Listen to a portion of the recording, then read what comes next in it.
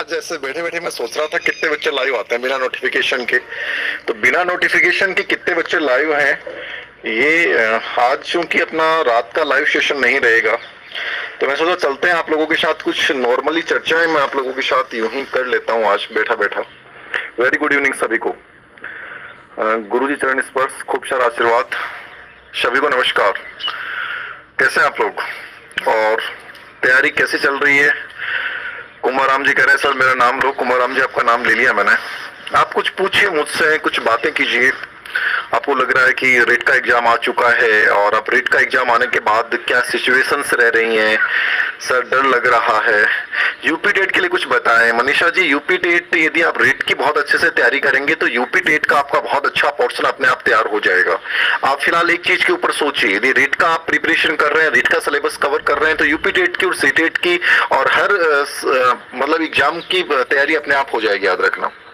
रमेश जी नाम ले लिया मैंने आपका। जय श्री कृष्णा सभी को नमस्कार। पालेश नमस्कार। नमस्ते नमस्ते। सर तैयारी कैसे कुछ करें, कॉन्फिडेंस नहीं आ रहा। देखिए कॉन्फिडेंस एक ऐसी चीज है, आत्मविश्वास एक ऐसी चीज है जो एक्सरसाइज से आती है, अभ्यास से आती है। और इसके लिए मैंने आपको बहुत पहले भी एक तरीका बताया है कि आपको बहुत बेहतर यदि तैयारी करनी है तो कोई भी टॉपिक जब आप पढ़ें तो टॉपिक पढ़ने के साथ साथ उसके पूर्व एग्जाम के क्वेश्चन पेपर को बार बार एक्सरसाइज करें।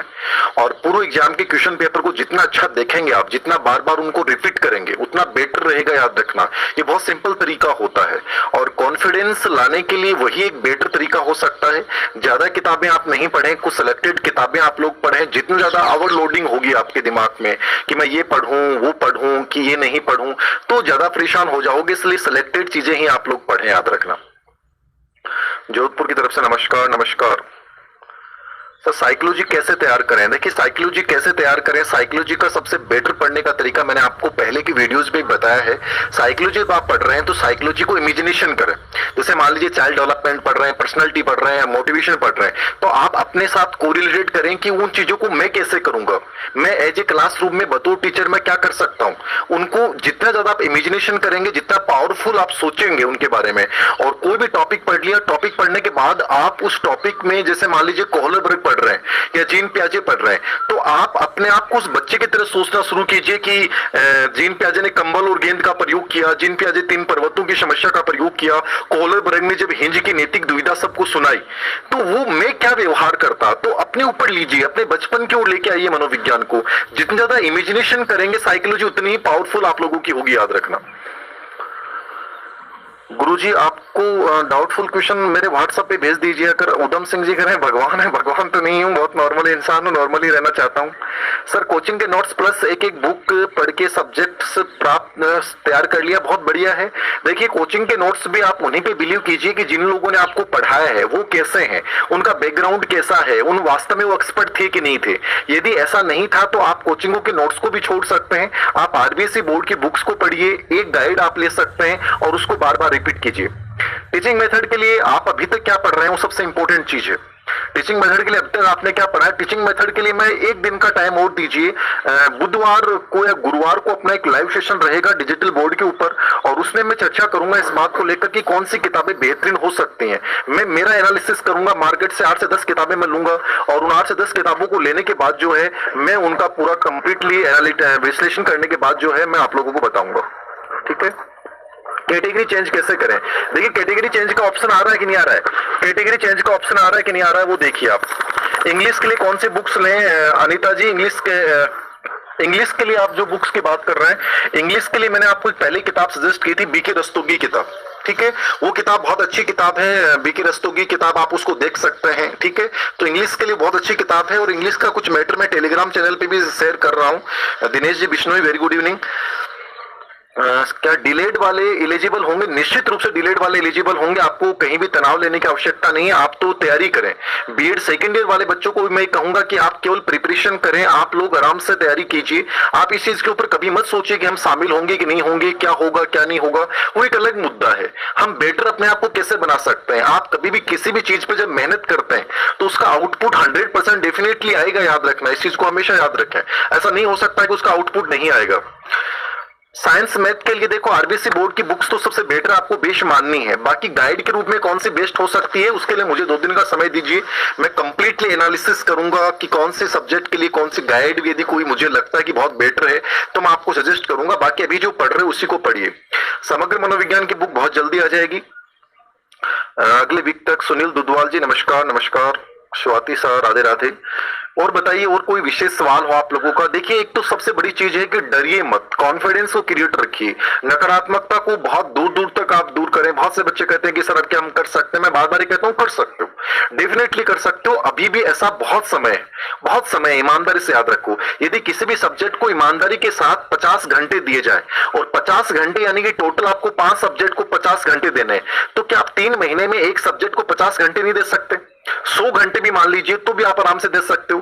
तो 100 हॉर्स भी आप मान के चले एक सब्जेक्ट को दे देंगे ईमानदारी से। जब आपको पता चलना चाहिए कि क्या इंपॉर्टेंट है क्या नहीं है, तो याद रखना बहुत बेटर आप कर सकते हो, बहुत बेटर कर सकते हो, याद रखना। और बताइए नमस्ते नमस्ते। 5 सब्जेक्ट एक दिन में कैसे एडजस्ट करें? अनिल जी एक दिन में 5 सब्जेक्ट एडजस्ट करने की आवश्यकता नहीं है। जैसे मान लीजिए आप एसएसटी पढ़ रहे हैं तो एसएसटी के साथ आप हिंदी या साइकोलॉजी ले लीजिए, या साइकोलॉजी को आप रेगुलर ले रहे हैं तो हिंदी या संस्कृत को एक दिन छोड़ के एक दिन ले लीजिए। सब्जेक्ट और साइकोलॉजी या टीचिंग मेथड को आप रेगुलरली ले सकते हैं, रेगुलरली ले सकते हैं, याद रखना। मतलब 2 दिन का एक अंतराल दे दें। मतलब आपको जहां लगता है कि जिस सब्जेक्ट में मैं स्ट्रॉन्ग हूं, कि मैं सब्जेक्ट में बहुत स्ट्रॉन्ग हूं, मुझे इसको ज्यादा समय देने की आवश्यकता नहीं है, तो उसको थोड़ा सा आप नॉर्मली 2 दिन छोड़ दें, 1 दिन छोड़ दें, ऐसा कर सकता है। ऐसा लग रहा है कि भूल गए, ऐसा मत सोचिए। हिंदी शिक्षण वीडियो की बुक जो है वो परसों तक आ जाएगी, मैया सर वाली ऑफलाइन। बहुत अच्छी किताब है, बहुत अच्छी किताब है। पर्यावरण की कौन सी बुक लें? 2 दिन का समय दीजिए मुझे। पर्यावरण एनवायरमेंट वाले बच्चे, पर्यावरण के लिए मैं आपको बहुत बेहतरीन किताब बताने की कोशिश करूंगा। अब तक जो पढ़ा है उसको पढ़ना है, बाकी मुझे लगता है कि किताब पढ़नी चाहिए तो वो मैं आपको सजेस्ट करूंगा। मैं खुद अपना सब किताबों को पढ़ने के, क्योंकि वो टॉपिक उसमें हिस्ट्री के भी हैं, एनवायरमेंट के नॉर्मल टॉपिक है जो हमने स्कूल लेवल पे पढ़ाए हैं। मैंने खुद पढ़ा है क्योंकि मैं 6, 7, 8, 9, 10th के बच्चों को सबको पढ़ाता था जब स्कूल लेक्चरर था। मजा आता था पढ़ाने में। तो वो सब चीजें मुझे पता है कि कौन सा टॉपिक कहाँ बेटर तैयार हो सकता है, तो मैं बताऊंगा आपको। मॉडल पेपर यदि कोई अच्छे पब्लिकेशन या अच्छे राइटर्स के हैं तो देखिए, जिनमें ओल्ड क्वेश्चन एग्जाम पैटर्न को फॉलो किया गया है तो देखिए। जैसे मॉडल पेपर हम भी अवनी पब्लिकेशन से निकाल रहे हैं, टॉप एक्सपर्ट्स के द्वारा जो ऑलरेडी गवर्नमेंट जॉब में लगे हुए हैं, एसएसटी के आएंगे, ठीक है। उसके अलावा पहले हमने निकाले हैं नॉर्मली, साइकोलॉजी की बार फिर से निकालने की कोशिश करेंगे, तो वो प्रयास रहेगा। Very good evening, very good evening. BST से सेकंड ईयर वाले स्टूडेंट तैयारी करते रहे, बहुत बेटर होने वाला है। सेकंड ग्रेड की वैकेंसी आएंगी, स्कूल लेक्चर की वैकेंसी आने वाली है, तो डरिए मत आप, बहुत बेटर होगा आप लोगों के साथ। आराम से तैयारी कीजिए। रीड प्रथम लेवल के मॉडल पेपर के लिए हाउ टू लर्न को मैं कहना चाहूंगा, मुझे मौका दीजिए, 2 दिन का समय दीजिए। मैं कंप्लीटली मार्केट का एनालिसिस करूंगा, उसके बाद आपको बताऊंगा मॉडल पेपर कौन से बेटर हो सकता है। सर अंदर से मोटिवेशन नहीं आ रही। देखिए अंदर से मोटिवेशन तो लाना पड़ेगा आपको, क्योंकि बिना अंदर से मोटिवेशन के सिलेक्शन नहीं हो सकता, याद रखना। मतलब जुनून लगाना पड़ेगा। आप सोचिए, मैं आपको बार बार कहता हूं कि मुझे बहुत अच्छा लग रहा है कि आपका रीट का एग्जाम सितंबर में होने वाला है, आप बहुत अच्छा करने वाले हैं। ये मुझे जब इतना अच्छा फीलिंग आ रही है, आपके अंदर फीलिंग क्यों नहीं आ रही है? सबसे बड़ी बात है आपको ये अंदर से फील करना होगा कि यार कितने गजब की चीज है कि एक तहसीलदार बना हुआ व्यक्ति और 3rd ग्रेड नौकरी को ज्वाइन कर ले। तहसीलदार आरएस को छोड़ के 3rd ग्रेड की नौकरी को ज्वाइन करता है। ये इंटरनल मोटिवेशन की बात है कि यार मुझे तो करना है। जब वो आरएस बना हुआ व्यक्ति 3rd ग्रेड ज्वाइन कर रहा है तो मैं क्यों नहीं कर सकता? तो आप एक इसको हल्के में मत लीजिए, आप बहुत बेटर लीजिए, याद रखना, ठीक है ना। तो इसको बेटर लेके अंदर से एक जगह, यार 3rd ग्रेड की जॉब कोई छोटी जॉब नहीं होती है। आप उसके बाद आईएएस भी बन सकते हैं, आप कॉलेज लेक्चर बन सकते हैं, आप कुछ भी बन सकते हैं। तो इस जॉब को मानी चलिए, उसके बाद कभी जॉब से नहीं आने वाली है। तो इंटरनल मोटिवेशन तो आपको तैयार करना पड़ेगा, आज तो आपको लगानी पड़ेगी। मैं तो आपको जगा रहा हूं, लेकिन आपको तो खुद को खड़ा होना पड़ेगा, याद रखना। और ये कॉन्फिडेंस आएगा, बार बार बुक्स पढ़िए, जुनून पालिए अपने अंदर।